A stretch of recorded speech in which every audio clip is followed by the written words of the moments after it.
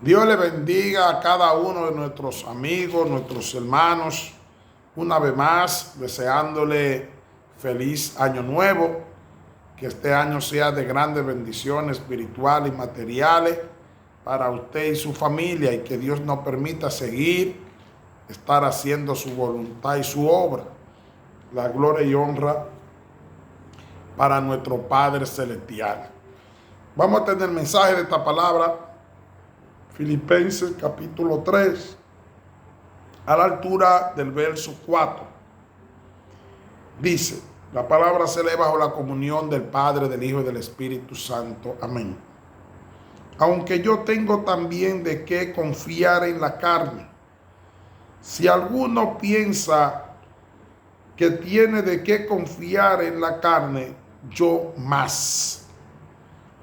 Circuncidado al 8º día, del linaje de Israel, de la tribu de Benjamín, o hebreo de hebreos, en cuanto a la ley, fariseo, en cuanto al celo, perseguidor de la iglesia, en cuanto a la justicia que es en la ley, irreprensible.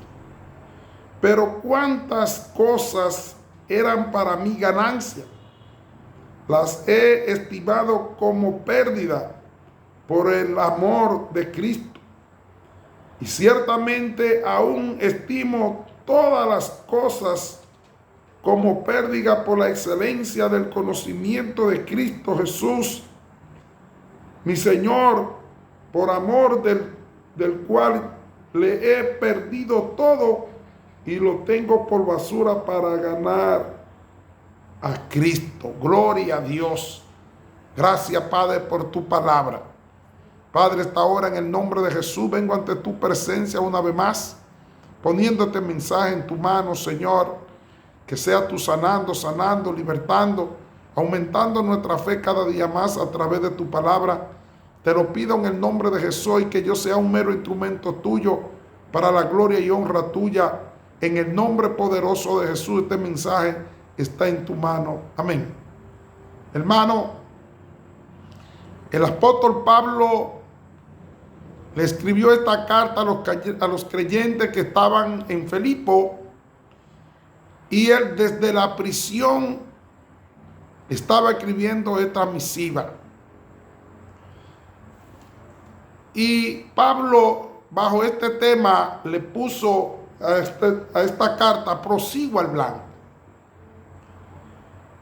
Podemos ver aquí, Pablo le está diciendo a los creyentes que él tenía suficiente mérito para él gloriarse en la carne. Decir que él podía darse bombo, en un lenguaje popular, podía echarse bombo, podía decir que él era un hombre intelectual, formado de los pies de Gamaliel. Oiga bien, hebreo de hebreo, de israelita de la tribu de Benjamín, de la descendencia de Abraham, de Jacob, de Isaac. Era un hombre, dice la palabra aquí, él comienza a decir y a describir todo lo que él era antes de tener un encuentro con Jesús. Hermano, sí, porque el orgullo, la vanagloria, viene de la obra de la carne. Hay gente que no son humildes. Y vemos aquí que la soberbia, la altivez, son obra de la carne. Y Pablo le está diciendo a los creyentes que están en Filipos que él tenía de qué gloriarse en cuanto a la carne. Y aquí está diciendo él que en cuanto a la ley era fariseo. ¿Y qué eran los fariseos? Una secta religiosa que se encargaban, creían en la resurrección, creían en los ángeles, eran intérpretes de la ley y llenaron la ley de tradiciones de hombre. entonces este movimiento político religioso, fueron los grandes opositores de Jesús, que ellos rechazaron al Mesías.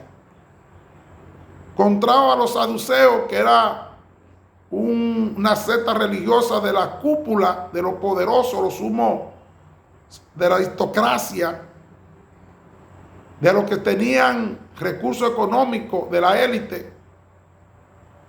Y ellos no creían ni en la resurrección ni en los ángeles. Eran dos corrientes totalmente opuestas. Pero llegaron a un punto y se pusieron de acuerdo que era mejor matar a Jesús que el pueblo perezca. Estos fariseos rechazaron a Jesús como el Hijo de Dios, como el Mesías. Ahora vemos aquí, dice él, en cuanto al celo, cuando le damos la lectura a Hechos capítulo 9, cuando Pablo narra su conversión, y también Hechos capítulo 26, cuando Pablo le dan la palabra allí ante la autoridad del concilio para que preparara su defensa, y Pablo comienza a hablar de su encuentro, el apóstol más pequeño, cuando él iba camino a Damasco, allí montado en su caballo, junto con unos amigos, y una luz resplandeciente descendió y una voz del cielo que le dijo: Saulo, Saulo, ¿por qué me persigue? Y él le dijo: ¿quién eres, Jesús? ¿Quién eres, Señor? Yo soy Jesús a quien tú persigues. Cayó ciego, los amigos lo llevaron a su casa, y allí el Señor le envió un discípulo llamado Ananías, que no quería ir porque este hombre tenía la iglesia primitiva, tenía una carta dada de los sumos sacerdotes de la sinagoga, que a donde quieran que encontraban hablando, sea hombre o mujer, de Jesús, lo apresaban, lo metían en la cárcel y lo mataban. Pablo tenía en zozobra la iglesia primitiva, pero como Dios, un Dios soberano, grande en misericordia, rico en misericordia, el Dios poderoso, creador del cielo, su amor lo alcanzó y no lo mató, sino que lo limpió y lo utilizó como un instrumento, y escribió más de 14 cartas, más de la mitad del Nuevo Testamento, la gloria para el Señor, y fue el hombre escogido para llevar el evangelio a los gentiles. También fue víctima de persecuciones, tuvo dos veces preso en Roma, pero él desde la cárcel escribía a los creyentes. Filipenses fue una carta escrita cuando él estaba preso en Roma, también Colosenses, Éfeso y Filemón. Estas 3 cartas las escribió Pablo cuando guardaba prisión. Vemos aquí, dice él, que era un perseguidor de la iglesia en cuanto a la justicia, que es en la ley irreprensible. Es decir, era un hombre, en cuanto a la ley, un hombre intachable. Pero la ley no podía perdonar el pecado que había en él, la incredulidad, la ignorancia, que todo esto lo hacía cuando le escribió la primera carta a Timoteo, diciendo que él era un blasfemo, que él era un perseguidor, y que todo esto lo hacía por incredulidad y ignorancia. Y vemos aquí, Pablo le dice a los creyentes que todo esto lo tenía por basura, y que todo esto que él se glorificaba y se daba en la carne, la falta de amor, la falta de misericordia, tenía un celo, una tradición, y lo llegó a cometer grandes pecados, perseguir a los siervos de Dios. El fanatismo, la religión, no salva a nadie. Lo que salva es la mirada puesta en Cristo Jesús. ¿Cuántas personas no cometen delitos y crímenes persiguiendo a los cristianos, diciendo que le están sirviendo a Dios, como hacían estos fariseos, que decían que tenían como padre Abraham?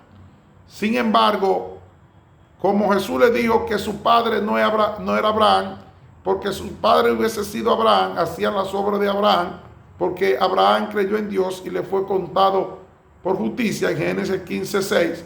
Pero sin embargo, el padre de ellos era el diablo, porque ellos hacían la obra de Satanás, que era mentiroso. Satanás es mentiroso y padre de homicida. Y por lo tanto, cuando ellos querían matar a Jesús, estaban haciendo la obra de Satanás. Pero todo esto tenía que acontecer para cumplirse la palabra dicho en el Antiguo Testamento por los profetas y en las Escrituras, de que era necesario que Cristo muriera y padeciera y que Dios lo resucitara al tercer día por el pecado de cada uno de nosotros. Amén. Isaías 53 narra los padecimientos de Cristo, de cómo iba a sufrir en la cruz del Calvario por el pecado de cada uno de nosotros. Vemos aquí la palabra también, Mateo capítulo 16, verso 21, el mismo Jesús anunciándole a sus discípulos su muerte y resurrección, que era necesario que él fuera a Jerusalén y allí fuera entregado en manos de los pecadores, de los sacerdotes y ancianos, y que le dieran muerte, pero que al tercer día Dios lo iba a resucitar. Pero lo que me llama poderosamente la atención, cuando Pablo, Filipenses capítulo 3, verso 8, dice: y ciertamente aún estimo todas las cosas como pérdida por la excelencia del conocimiento de Cristo Jesús, mi Señor, por amor del cual lo he perdido todo y lo tengo por basura para ganar a Cristo. Cuando tenemos un encuentro con Jesús de Nazaret, comenzamos a vivir una vida nueva. Ya el viejo hombre pasó, porque el evangelio es salvación. El evangelio es poder para cambiar vida. Pablo perseguía a los cristianos, pero allí camino a Damasco tuvo un encuentro con Jesús y ya fue restaurado, y este hombre se convirtió en un discípulo de Cristo